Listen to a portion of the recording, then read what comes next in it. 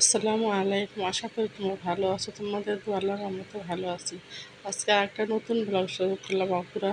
তাহলে আমার পাশেই থাকো, দেখতে থাকো। এই যে দেখো, তোমাদের ভাইয়া সকালবেলা বাকুড়া থেকে, এই যে আমাদের ক্ষেত থেকে মনে করে যে দাঁড়া নিয়ে আসছে, গাছ থেকে বেগুন, তারপর কলার থোর, এগুলো নিয়ে আসছে। আইনা বলতাছে এগুলো রাঁধতে। তারপরে ডিম কিনে নিয়ে আসছে। তো ভাবলাম রান্না করতে বলছে, রান্না তো করতেই হবে। এই যে দেখো, তরকারি কোটা করতে বসে পড়লাম। এই যে খালায় মনে করো কলার থোরটা ভালো করে বেছে দিল, সিদ্ধ দিয়ে দিলাম, তারপর দাঁড়া কুটে নিলাম, এগুলো রান্না করব। এই যে দেখো, আর সর্ষা দিয়ে এই যে দাঁড়া যেগুলো বাড়তি হয়ে যায় না, এগুলো রান্না করলে তোমরা পুরো এইভাবে খেয়ে দেখো, অনেক ভালো লাগে। এই যে দাঁড়া দিয়ে ইলিশ মাছ দিয়ে রান্না করবো, আর এই সর্ষা যে শক্ত দাঁড়া দিয়ে এই যে সর্ষা দিয়ে রান্না করবো। আর এই যে কলার থোরটা মনে করো যে সিদ্ধ বসাই দিচ্ছি হলুদ দিয়া। এখন এগুলো চিংড়ি মাছ দিয়ে রান্না করব। আর দাঁড়া পাতা চাপা শুটকি দিয়ে ভর্তা বানাবো পুরো। তাহলে আমার পাশেই থাকো, দেখতে থাকো আমাদের আজকে কীভাবে কী রান্না করা হয়। এই যে দেখো, বাতি দাঁড়াগুলা ভালো করে ধুয়ে পরিষ্কার করে সিদ্ধ দিয়ে দিলাম সব কিছু। আর এই যে এই পাশে মনে করো পাতা, রসুন, কাঁচামরিচ, তারপরে পেঁয়াজ, এগুলো সব সিদ্ধ দিয়ে দিলাম।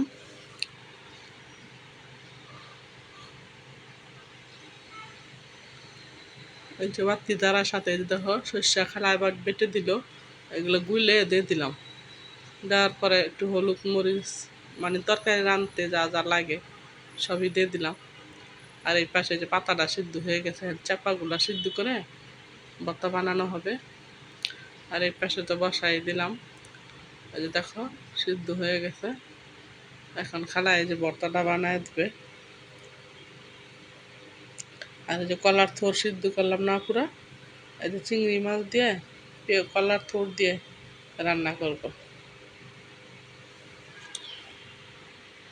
এই যে পেঁয়াজগুলা পুরা, কারণ এখন তো পেঁয়াজ বেশি হইলে বাহিরে থাকলে নষ্ট হয়ে যায়, এই জন্য পুরা ফ্রিজে রাখছিলাম।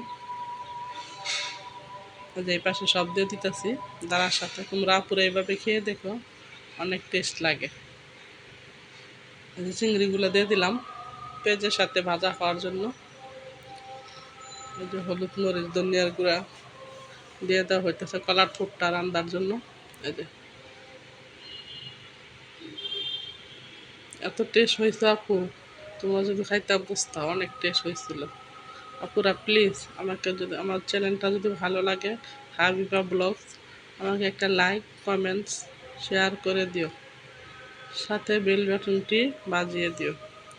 এই যে দেখো, আমাদের রান্না হয়ে গেছে। ওই পাশে ভাত বসায় দিলাম, এটাও হয়ে গেছে। এখন বাগার দিয়ে দিব। প্রথমে কড়াইতে তেল দিয়ে শুকনো মরিচ দিয়ে যে পেঁয়াজ রসুন দিয়ে দিলাম বাগার দেওয়ার জন্য। অনেক টেস্ট হয়েছে আপুরা, তোমরা এইভাবে রান্না করে খেয়ে দেখো। বাতি দাঁড়ায় দেখো, আজকালকার দিনে কোনো কিছু আর ফালানি যায় না, সবই খাওয়া যায়।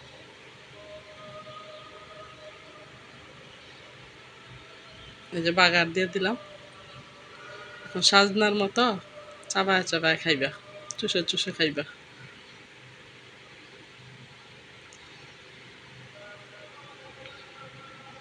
রান্নাটা হয়ে গেছে, এখন নামায় ফেলবো।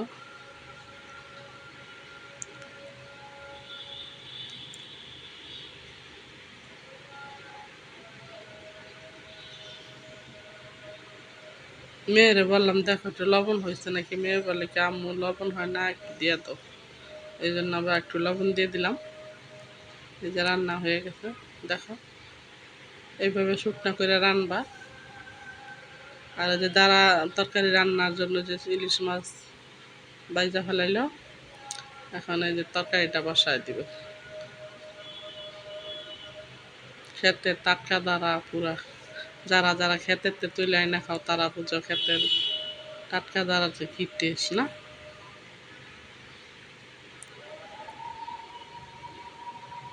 আপুরা, তোমাদের সাথে একটা কিছু শেয়ার করি। তোমাদের ভাইয়া অনেক অসুস্থ, একটু দোয়া করবো যাতে তাড়াতাড়ি সুস্থ হয়ে যায়। সবাই দোয়া করবো আপুরা। এই যে কষানো হয়ে গেছে, এখন জল দিয়ে দিতেছে।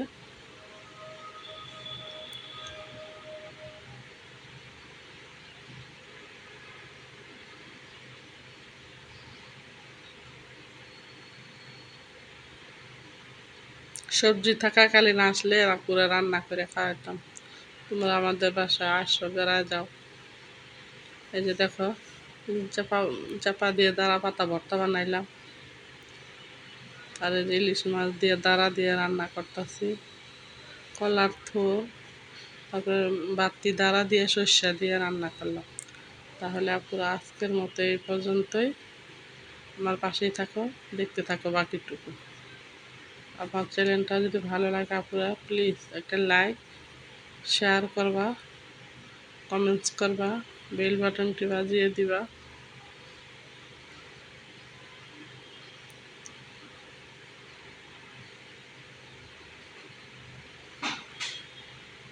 এই যে আপুরা বাঙ্গি, বউ বাঙ্গি কেটে দিল। এই যে আমার রান্না করা হয়ে গেছে। তাহলে আজকের মতো এই পর্যন্ত, যে দেখো এই পর্যন্তই।